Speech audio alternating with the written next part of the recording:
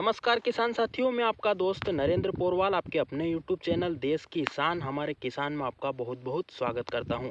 किसान साथियों, वैसे तो हमने प्याज की रोपाई और उससे पहले खेत तैयारी से लेकर जो भंडारण तक की संपूर्ण जानकारी डाल रखी है प्याज की खेती और अन्य फसलों से संबंधित। पर अभी फिलहाल में वर्तमान समय में किसान भाइयों की फसल है, किसी किसान भाई की 10 दिन की हुई है, किसी की 15 की हुई है, किसी की 20 दिन की हो गई है और उनका लगातार सवाल आ रहा है कि प्याज की फसल में खरपतवार नियंत्रण किस प्रकार से किया जाए, कौन सी दवाई बेस्ट रहती है और उसमें क्या क्या सावधानी रखी जाए।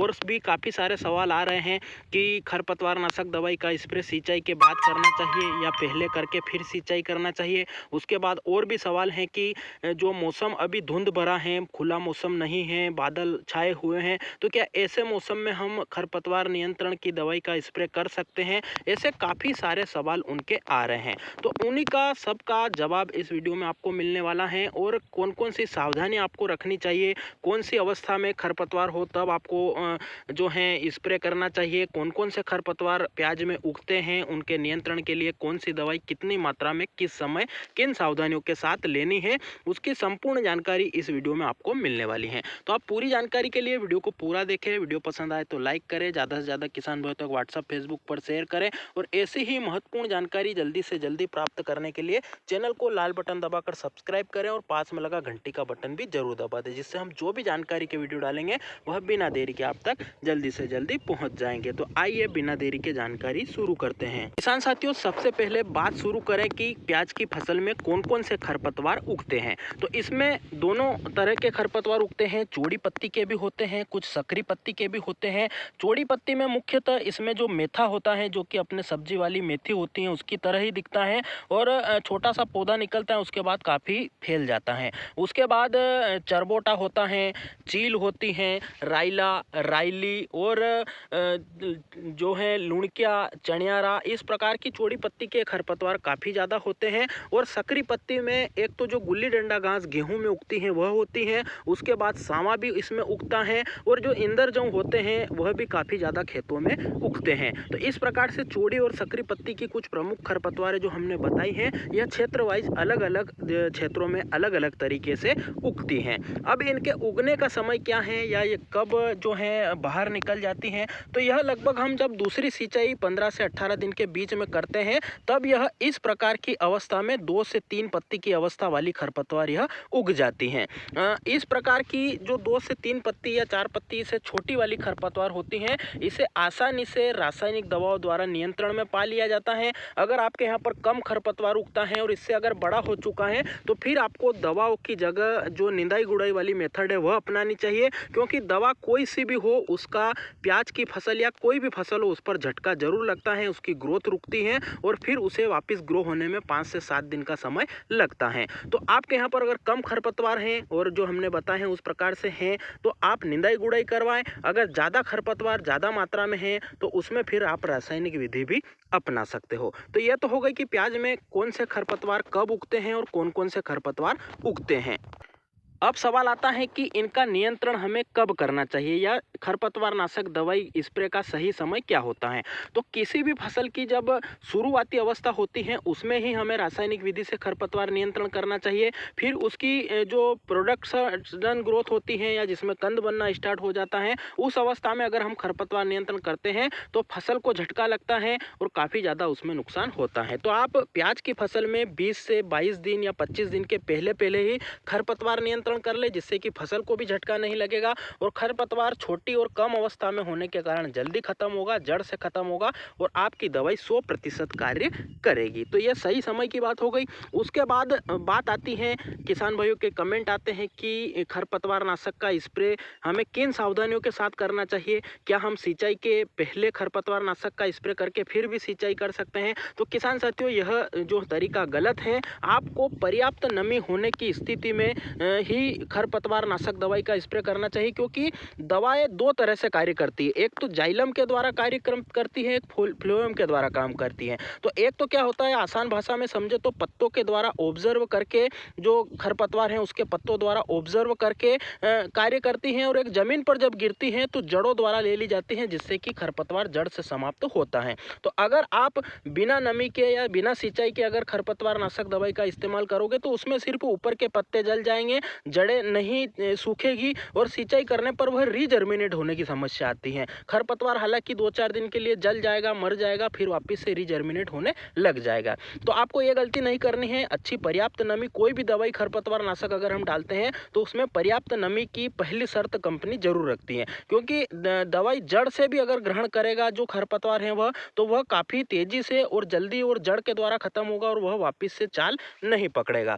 तो आपको पहली सावधानी ये रखनी है कि अच्छी नमी, जो पर्याप्त नमी सुनिश्चित करें, उसके बाद ही आप खरपतवार नाशक का इस्तेमाल करें। यानी कि सीधी भाषा में कहें तो सिंचाई करने के 3 या 4 दिन के अंदर अंदर आप जब खेत में घूमने जैसा हो जाए, हम दवाई छिड़क सकें, ऐसी परिस्थिति में आप सिंचाई करें, जिससे कि जो भी खरपतवार अगर अंदर भी होगा तो वह भी 2-3 दिन गीला होने के कारण वह भी जल्दी से बाहर निकलेगा, और उसके ऊपर भी दवाई गिरकर वह भी जल्दी से समाप्त हो जाएगा। और अगर अंदर भी होगा और मिट्टी में नमी होगी तो वह जो है मिट्टी में जाने के बाद पौधे के संपर्क में आएगी और आपकी दवाई 100% कार्य उसमें करेगी।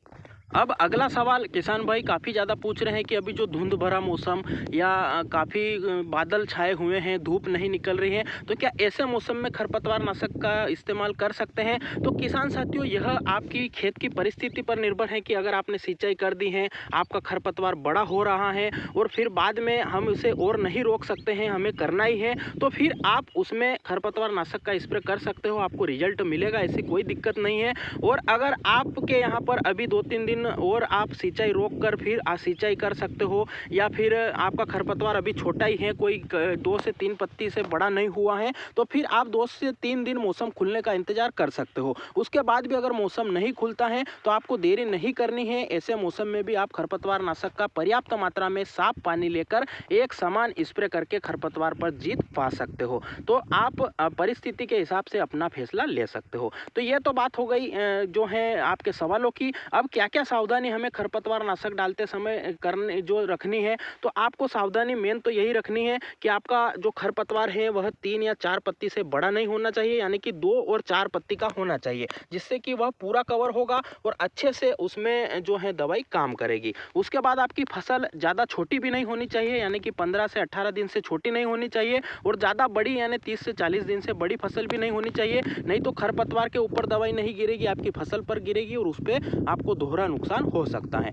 तो ये समय का बड़ा ध्यान रखें। उसके बाद पानी आप साफ लें। पानी की पर्याप्त मात्रा जो कि खरपतवार नाशक के साथ जाती है 80 लीटर प्रति बीघा और 150 लीटर प्रति एकड़ के हिसाब से आप पानी की मात्रा जरूर लें। पानी साफ लें। अंदर दवाई रिकमेंड अगर करती है कि आपको चिपको लेना है तो आपको चिपको भी उसके साथ में लेना चाहिए, जिससे कि एक समान पत्तों पर दवाई फैले और खरपतवार पूरे खरपतवार पर फैल जाए और अच्छे से कार्य करे। उसके बाद पहली शर्त जो होती है, नमी पर्याप्त आपके खेत में होना चाहिए, उस बात का भी आप ध्यान रखें। और आसपास में कोई दूसरी फसल है जैसे गेहूं वगैरह है, उस पर झटका ना लगे, उसके लिए आप उसमें सावधानी रखें और खेत के अंदर से ही स्प्रे करें, खेत के बाहर तक फुहारे ना जाने दो। तो इन सावधानियों के साथ में आप स्प्रे करके पूरा रिजल्ट ले सकते हो। तो ये तो बात हो गई सावधानी की, सही समय की, कौन से खरपतवार उगते हैं और आपको कब नियंत्रण में लेना है। उसके बाद मुख्य बात करें कि खरपतवार में आपको कौन सा टेक्निकल या कौन सी दवाई लेनी है जो कि अभी बेस्ट चल रही है, पॉपुलर चल रही है, क्योंकि हमने लगातार समय के हिसाब से अलग अलग दवाओं का प्रयोग करके हमारे खेतों में स्प्रे करके देखा, उसका अच्छा रिजल्ट भी था। तो लगातार किसान भाइयों को हर साल हम नई दवाई बताते हैं। जैसे कि हमने पिछले साल ऑक्सीफ्लोरोफेन प्लस जो क्वेजेल्यूफोप का भी कॉम्बिनेशन आता है, उसके पहले एक प्रोपाक्विजोफोप प्लस जो ऑक्सीफ्लोरोफेन का जो डेकल के नाम से आता था टेक्निकल, वह भी हमने उपयोग किया है। उसके बाद पिछले साल क्वेजेल्यूफोप प्लस जो ऑक्सीफ्लोरोफेन का जो कि धानुका की 1 किल में मिल जाता है, उसका भी उपयोग किया है। तो इन दोनों दवाइयों का शानदार रिजल्ट रहा है। तो आप ऑक्सीफ्लोरोफेन के साथ में जो प्रोपाक्विजाफोप या क्विजाल्यूफोप दोनों का जो कॉम्बिनेशन आता है वह ले सकते हो। आपको यह धानुका की 1 किल में भी मिल जाएगा, और आप प्रोपाक्विजाफोप लेना चाहते हो तो वह अडामा की डेकल में मिल जाएगा। तो इनका भी आप 100 ग्राम प्रति बीघा के हिसाब से उपयोग करके अपनी प्याज की फसल का खरपतवार बिल्कुल सफाया कर सकते हो। उसके बाद हम जो नर्सरी में हमने एक दवाई डाली थी जो कि CN बायोटेक की सुपरवीड के नाम से आती है। यह काफ़ी अच्छी दवाई है और इसमें कोई भी टेक्निकल यूज़ नहीं किया गया है, नहीं बताया गया है, इसमें शो नहीं किया गया है। कंपनी का दावा है या क्लेम है कि यह जो प्रोडक्ट है, यह जो खरपतवार होता है, ये जो पौधे के अर्क से निर्मित है, प्राकृतिक उत्पाद हैं और पौधे को खरपतवार से लड़ने में मदद करता है और पौधे की उत्पादन क्षमता को बढ़ाता है, जो कि CN बायोटेक का सुपरवीड के नाम से आता है। यह थोड़ी महंगी जरूर पड़ती है, पर इसका रिजल्ट इतना शानदार है कि यह जड़ से सफाया खरपतवार का कर देती है और काफ़ी जल्दी, और गाजर घास और चरबोटा जैसे प्रमुख खरपतवारों पर भी इसका काफ़ी शानदार रिजल्ट है। प्याज की नर्सरी में भी हमने इसका उपयोग किया था, तो इसका काफ़ी अच्छा रिजल्ट मिला है। तो अगर आपके यहाँ पर सुनिश्चित करें कि अगर यह आपके यहाँ पर मिल रही है या उपलब्ध हो रही है CN बायोटेक की सुपरवीड, तो इसका आप 70 ग्राम प्रति बीघा के हिसाब से या 140 ग्राम प्रति एकड़ के हिसाब से इसका उपयोग करके 150 लीटर प्रति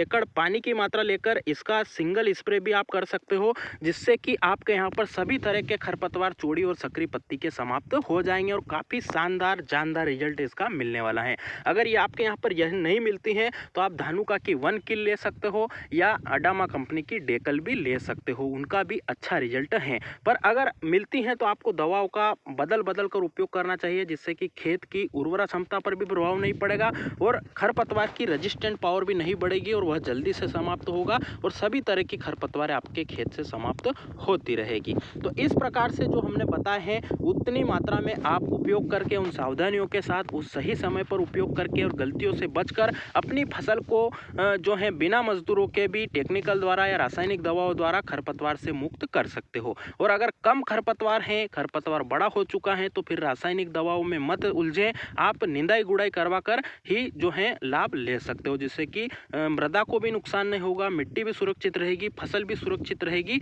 और उसकी जो जेनेटिक पावर है वह भी काफ़ी तेज रहेगी। तो इस प्रकार से थी जानकारी किसान साथियों। आपको कैसी लगी कमेंट में जरूर बताएं। वीडियो को पूरा देखा है तो जय हिंद कमेंट जरूर करें। और भी कोई आपके सवाल या सुझाव या इससे संबंधित आपके भी कोई पास कोई जानकारी हो या कोई सवाल हो तो कमेंट जरूर करें, जिससे हम आपके सवालों के जवाब भी देंगे।